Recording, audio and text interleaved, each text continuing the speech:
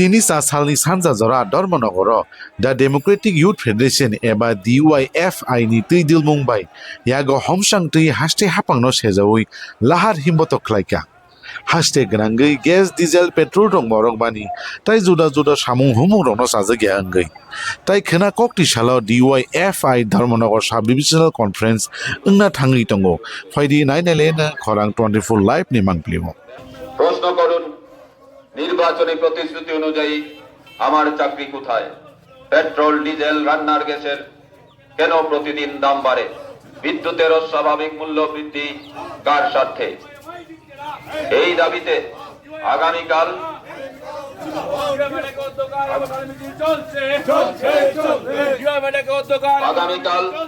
DYFI Dharmanagar বিভাগীয় কমিটির সম্মেলন সফল করে তুলুন ইনকিলাব জিন্দাবাদ DYFI জিন্দাবাদ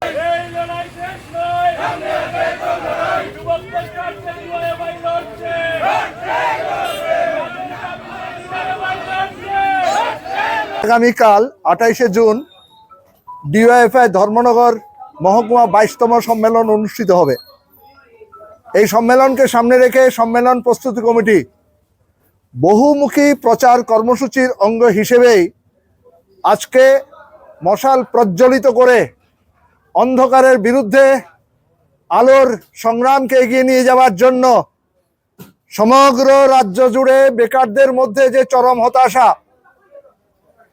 নির্বাচনী প্রতিশ্রুতি রূপায়ণে চরম ব্যর্থতা,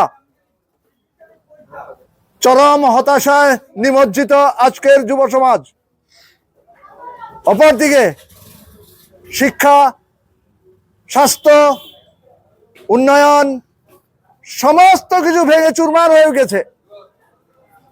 নারীদের নিরাপত্তা নেই, তোলাবাজি, লুটপাট, রাজনৈতিক সন্ত্রাস, খুন খারাপি, নারী নির্যাতন প্রাতিষ্ঠানিক রূপ পেয়েছে। এই রাজ্যে আইনের শাসন সম্পূর্ণ ভেঙে পড়েছে, সংবিধান প্রতিদিন পদদলিত হচ্ছে, স্বৈর শাসন কায়েম হয়েছে, দুঃশাসন অপশাসনের রেকর্ড সৃষ্টি করেছে বিজেপি নেতৃত্বাধীন জোট সরকার। তার বিরুদ্ধে আমাদের লড়াই। প্রতিদিন জিনিসের দাম বাড়ছে, পেট্রোল ডিজেল রান্নার গ্যাসের দাম রকেট গতিতে বাড়ছে, বিদ্যুৎ গ্রাহকরা নাজেহাল। অস্বাভাবিকভাবে বিদ্যুতের সার্ভিস চার্জ, ডিউটি চার্জ নাম দিয়ে মাসুল বৃদ্ধির কারণে প্রতিটা পরিবার আজকে আক্রান্ত। তার বিরুদ্ধে যুব সমাজ বসে থাকতে পারে না। লড়াই শুরু হয়ে গেছে অনেক আগে থেকে। লাল পলাশের ফাগুন হয়ে আজকে যৌবন উঠে দাঁড়িয়েছে। আর অন্যায় অবিচার সহ্য করবে না, রাজনৈতিক সন্ত্রাসের বিরুদ্ধে প্রতিরোধ তারা গড়ে তুলবে। সেই জন্য আগামীকাল সম্মেলনে কমরেড ফয়জুর রহমান, কমরেড হেমগোপাল শর্মা নামাঙ্কিত যে মঞ্চে, সেই মঞ্চে প্রায় 2 শতাধিক এই গোটা মহকুমার সামনের সারির যুব নেতাদের উপস্থিতিতে সম্মেলন অনুষ্ঠিত হবে। এই সম্মেলনে প্রধান অতিথি হিসেবে উপস্থিত থাকবেন সংগঠনের ত্রিপুরা রাজ্য কমিটির সভাপতি কমরেড পলাশ ভৌমিক। এই সম্মেলন থেকেই আগামীর যুব আন্দোলন নেতৃত্ব গড়ে উঠবে।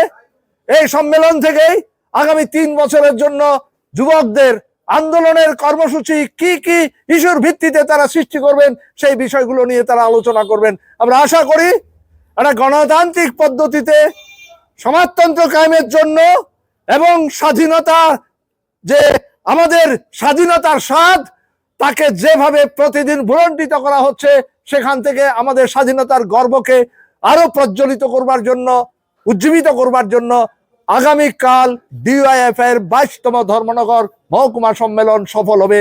আজকের মহামিছিলে ভয় ভীতি উপেক্ষা করে যুব বন্ধুরা যেভাবে দৃপ্ত পদচারণার মধ্য দিয়ে দৃপ্ত কণ্ঠে আওয়াজ তুলেছেন ইনকিলাব জিন্দাবাদ, আগামী দিন আমাদের, ভবিষ্যৎ আমাদের, সমাজতন্ত্র আমাদের এবং বিপ্লব সফল হবে, এই প্রত্যাশা রেখেই আগামীকাল আমাদের সম্মেলনও সফল হবে, এই বিশ্বাস আমাদের রয়েছে। সকলকে ধন্যবাদ।